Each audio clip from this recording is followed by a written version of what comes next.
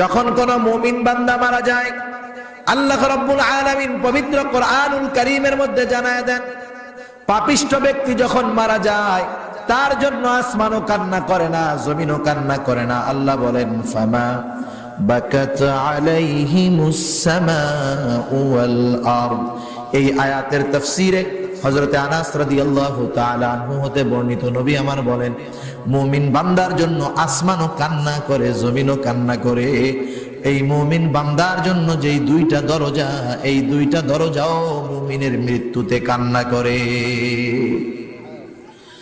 এই দরজাগুলো আফসোস করে, আহারে আজকে থেকে কোনো নেক আমল আমি দরজার মধ্যে দিয়ে আসবে না। রিজিকের দরজা কান্না করে, আর আমি দরজার মধ্যে দিয়া ওই নেককার বান্দার জন্য কোনো রিজিক যাবে না। শুধু তাই নয়, জমিন কান্না করে, যেই জায়গা দিয়া মুমিন চলতো হাঁটতো, ওই জমিন আল্লাহর কাছে কান্না করে আর বলে,